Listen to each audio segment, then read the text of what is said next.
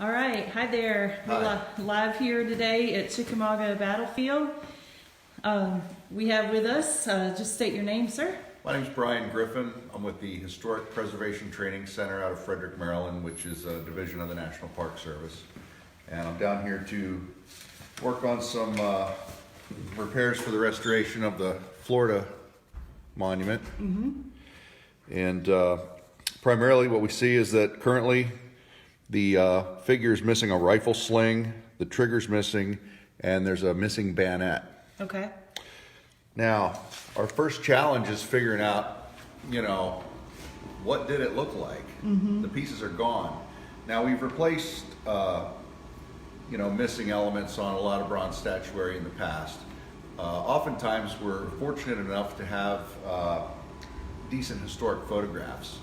However, this bayonet has been missing for quite some time. So some pictures, all we could see is maybe just a little glimpse of it in the background there. They're shooting a portrait here, but you can just kind of see a hint of it in the background there. And is that when the Women's Army Corps was here? I believe, I'm not positive about, the That's what it looks like, but yeah. the figure or the photograph itself, but so we go with clues like that to get you can tell the angle of it, the size. And then also on the side of the figure currently, there are 3 bronze pins, 2 in the hip and 1 in the leg.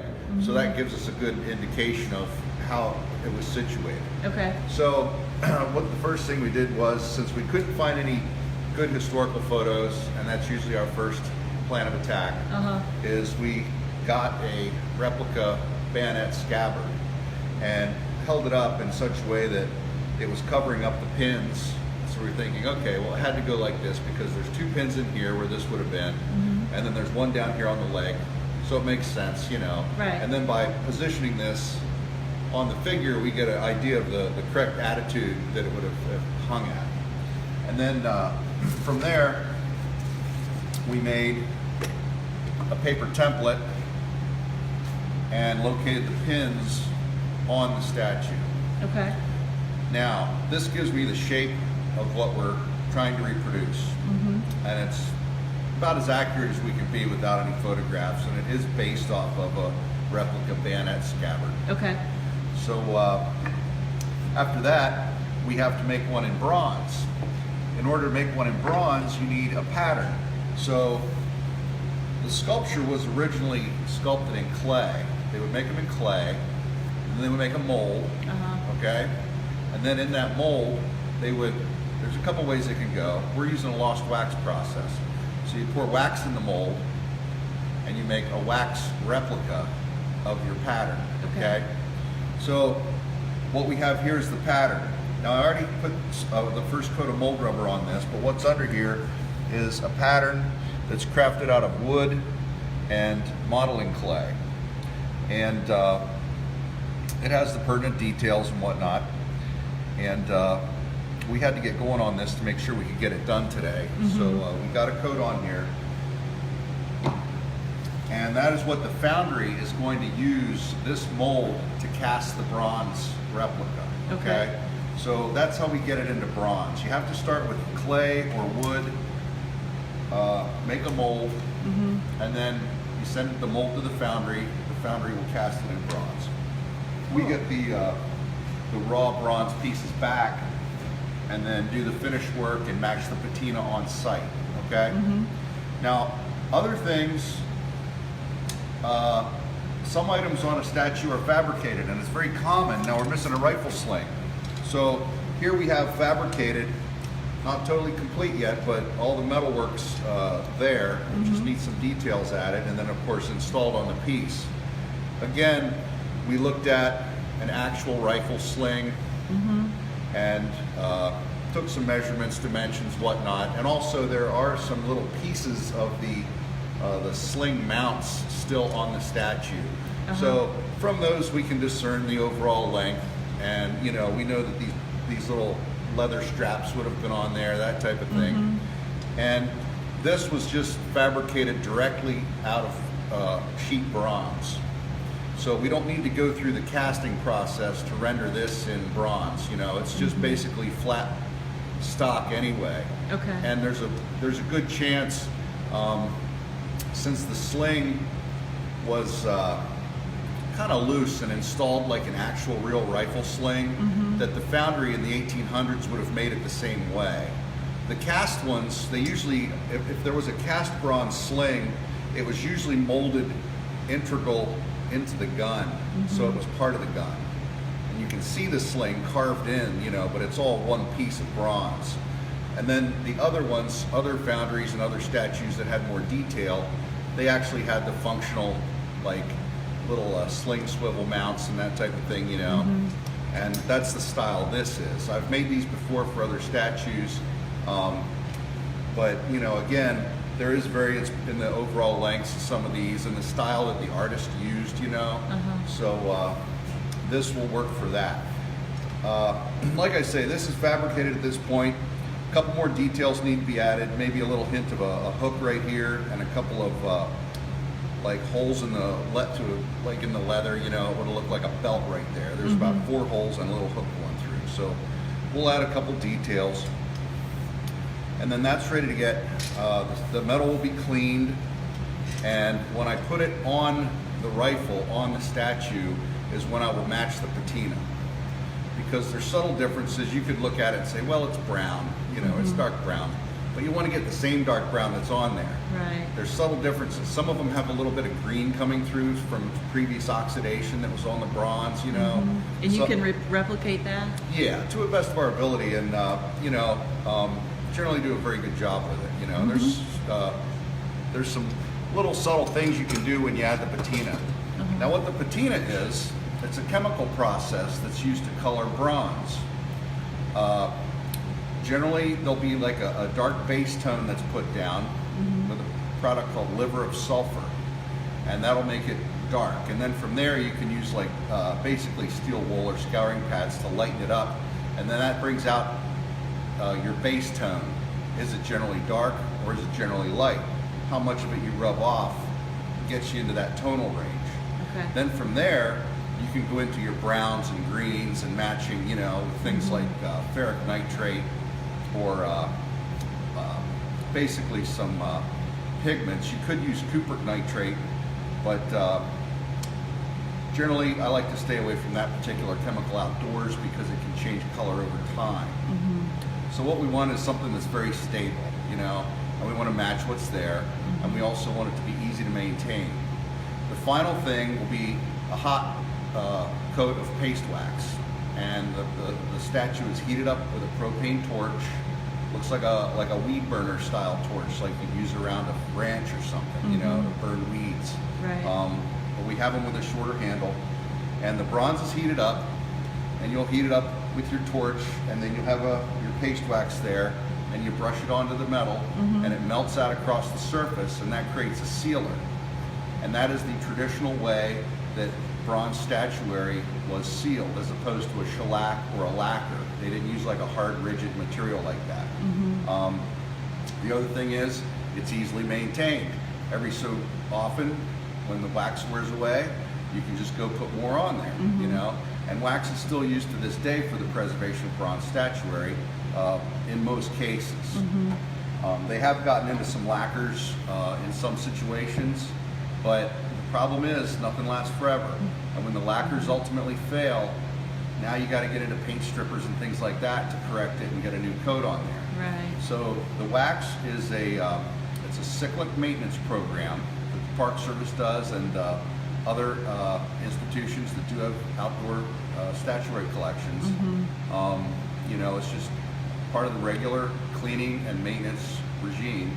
And then that wax keeps water and oxygen off the surface of the bronze so that it doesn't turn green.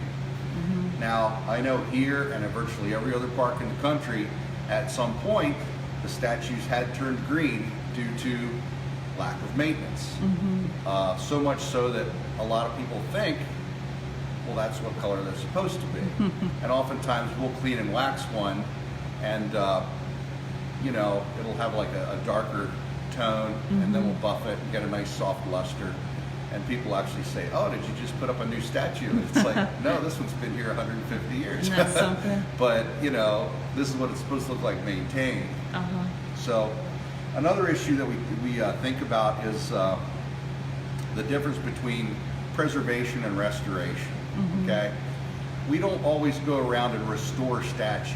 I mean, if they do turn green, if they do oxidize, we don't always strip that off and give them a brand new patina.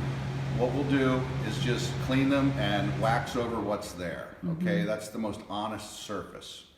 Now, when we do re-patina a surface, you know, take it down to bare metal and put a new patina on, it's usually because we've had to fix other significant damage.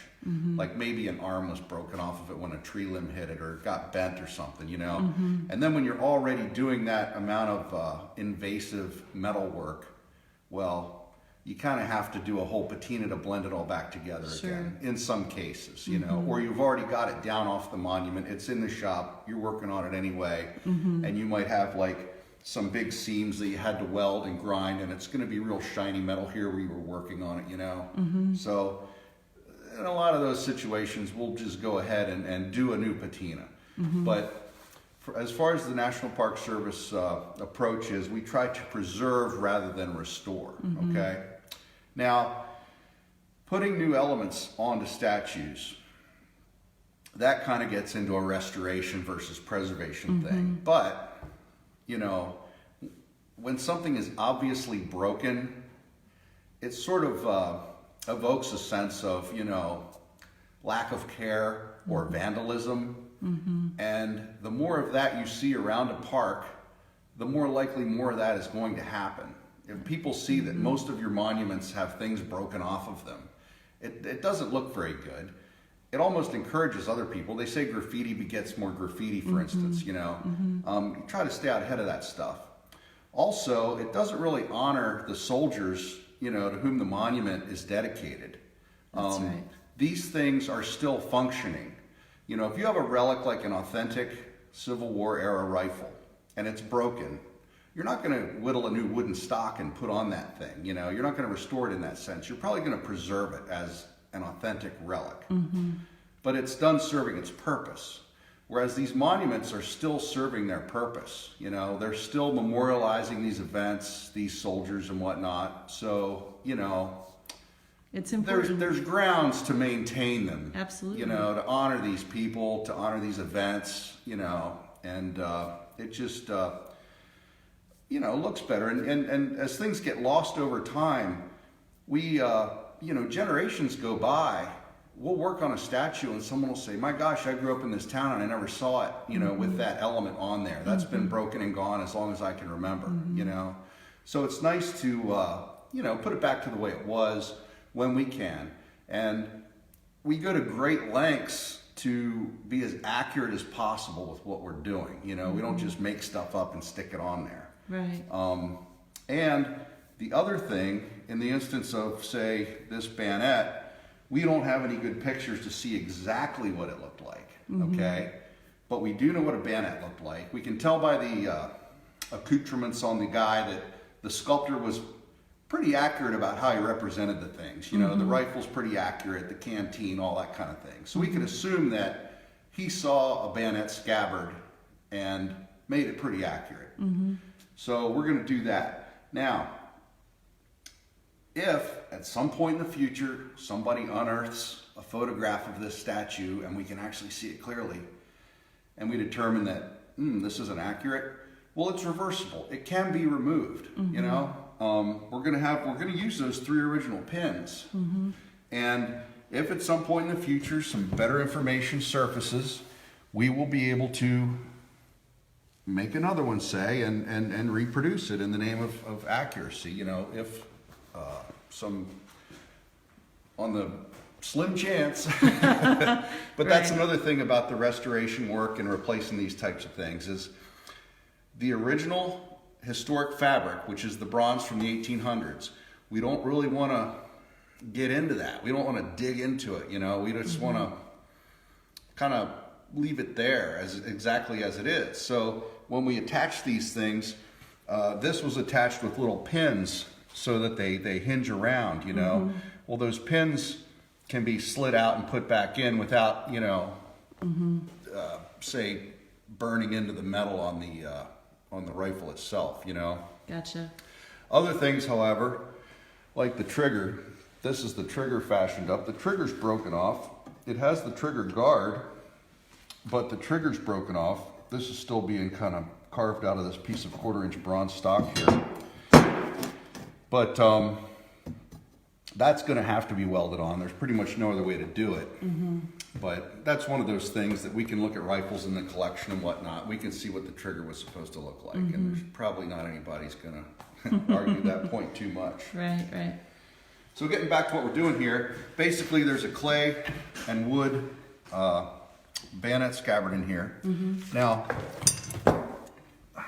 on the figure,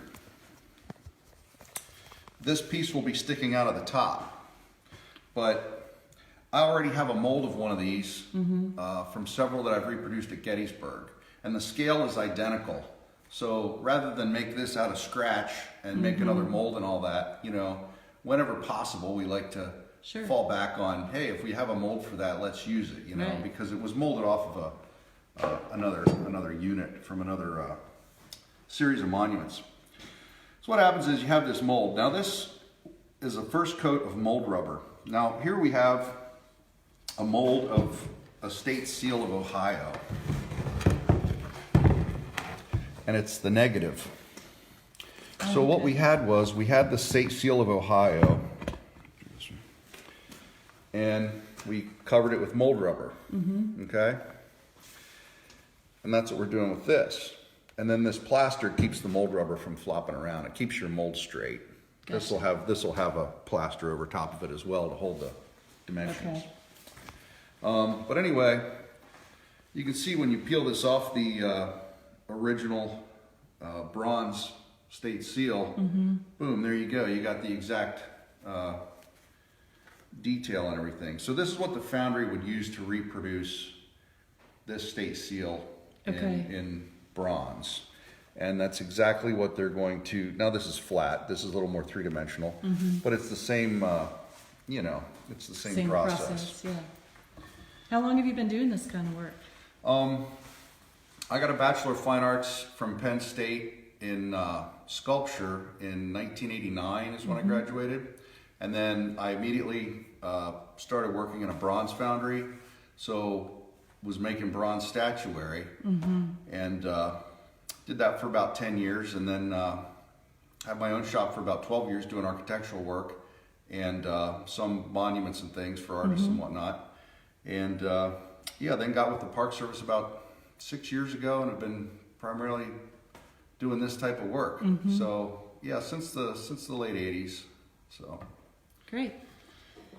Is there one of your, you know, most notable or most recognizable statues that you think people would say, oh, I've seen that, pictures of that? I think the Florida Monument is probably one of the most recognized here because it's so close to the visitor center. Yes, exactly. You about can't go in or out of the park without passing it at least once. So yeah. But are there any others around the country that you can think about that? Well, I like that I've worked on. Yeah. One project I really enjoyed was the Iowa State Monument at Vicksburg. It's very large. If you look it up, it's kind of like a building facade almost with columns, and it had 6 large bas-relief bronzes as well as a larger-than-life equestrian statue in front of it. Interesting story behind it. If you research Kitson, the artist, he and his wife worked on it together. She did the large equestrian, and then he did all the, you know, the relief figures against the back. That one had been, we had excellent photographs of that. And that one had been vandalized somewhat over the years. There was about 30 missing elements on that. So things like this, there was about 30 of them that were missing, you know, throughout. You know, it was like canteen straps and flag finials and ropes and, you know, whatever kind of doodads people could break off of that thing over the years, you know. It was stripped down pretty good. A lot of gun barrels were missing. But that was a good project to work on. And then I guess the most significant at St. Gaudens National Historic Site. August St. Gaudens was an American sculptor in the late 1800s. And he did things like coins, and he's very famous and notable American artist. But he did a statue called the Standing Lincoln in 1888. and they had these original plaster casts that were used as foundry patterns. There's been 5 of them cast or 6 of them cast over the years, you know. But sometime around the early 60s, the United States gave one of these statues to Mexico as a gift. So they made plaster molds of the one in Chicago, the original one. And they sent these plaster patterns down to Mexico City. It's where they erected it finally. And I think they did the foundry work down there too. So these plaster patterns got shipped back to the US, and they were in crates, packed in newspaper. And since 1962 or early 60s, these things were just moved around to different places and kind of neglected, and they were crushed, and they had water damage. And the St. Gaudens National Historic Site wanted these patterns, these big plaster pieces, conserved. They wanted them repaired. And it was, in some situations, it was like putting, a broken eggshell back together. I mean, they were. I bet. And so I restored all those in 2015, and they said, well, since we're going to do this, we might as well make molds of them. And then if we're going to make molds of them, we might as well cast a statue, because we don't have that statue here in our collection. So one summer I restored the plaster patterns and made the molds, and then I sent the molds to a foundry for the winter. And then the next spring we got the raw metal back, and it came back in about 40 pieces. Oh, wow. And then, myself and some other people helped, needed a lot of help on this thing, both with the molding and then putting it together. But then, we welded all the pieces together, and now they have the standing Lincoln statue at, St. Gaudens National Historic Site, which is significant because it's the first statue that he made when he moved to New Hampshire and started working. So I'm pretty proud of that, and it's a pretty significant piece, and it's not often that the National Park Service makes a new monument. Right. Most of their monuments have been around a while, Right. and they're just pretty much, maintained the way they are. But it was pretty cool to be involved, with a project like that. And I think you were here last year working on the Tennessee Infantry Monument as well. Is that correct? Oh yeah. Here at Chickamauga. I guess there's one up on Snodgrass Hill, and he was holding the middle section of a gun, and we had a stock that we could mold from another one that was the same size, and then the tip of the barrel was missing. So that had 2 elements missing, and we did that at the same time that we were working on the South Carolina. There's an artillery figure and an infantry figure on the South Carolina monument up here on the hill, and the artillery figure, it's the infantry figure, had some damage. He was missing a sling just like this, and the trigger guard and a canteen strap, but also the base. It sits on a square metal base, and the base was really bent, so it was very wobbly. Once we got up there to work on it, it was secured by a very large pin right in the center of the base, so it wasn't going to fall off. But the corners of the base were bent up, so we're assuming that a tree or something fell on it at some point. But that monument also, it currently has an obelisk on the top of it, but it used to have a bronze palmetto tree on top of it, which is pretty wild if you ever see an old photograph of it. And apparently the palmetto tree got struck by lightning, and that could be what damaged the base on this statue. Sure. And the bronze tree got hit by lightning, maybe a piece fell down. Who knows? But things fall on monuments sometimes. It's good to keep the tree limbs back away from them, And so anyway, something bent the base, and so last year, earlier in the year, we replaced the missing elements on the figure, and then came back on a second trip after we analyzed the damage and whatnot, and took the whole statue down, brought it down here to the maintenance compound, laid it down on the table, and we pulled the base off, and used a press to make it straight again, and then reinstalled it, and put the piece back up. And that's another good example of I was talking about trying to preserve the historic fabric. The base was attached using a mortise and tenon type of a connection versus welding. They didn't have welders in the 1800s when these statues were made. So they used the same kind of joinery that would be used to connect barn beams, for instance. It would be, it's a mortise and tenon type of a thing, and they'd have a socket and the piece would go in, and they would drive tapered pins through from different directions, you know, and draw it up tight. And quite frankly, that type of craftsmanship, it creates an incredibly strong joint, an incredibly strong connection, and it takes a lot more skill and talent to do than just simply welding something together. Sure. So when you think about what these artists and craftsmen had to go through to cast a bronze statue back in the day with the technology they had, and then you look at the high quality of the result, these were extremely skilled people, but it did take a long time. I've seen a lot of accounts where it was like, you know, at least a year in the foundry alone, and that's after the thing's been cast, and the foundry gets it. From the time they make a mold, start making multiple molds, until they get the pieces cast, you know, and then they get all the pieces assembled.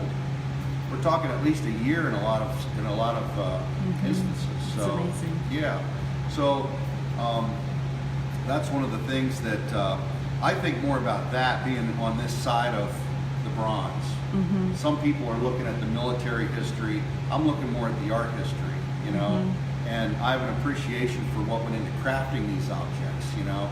So like for me personally, when they talk about taking these statues down that have been sitting here and basically being ignored for 100 years, it's sort of like, wait a minute, you know, okay, they were made for certain commemorative purposes, but at the same time, these are some amazingly well-crafted art objects, you know, and that's the biggest thing that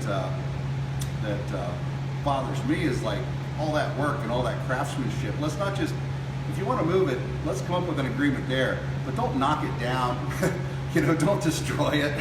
Right. I mean, they're fascinating relics from another time, another time in like industry and technology, and they really a testament to, you know, the skill that these craftspeople had.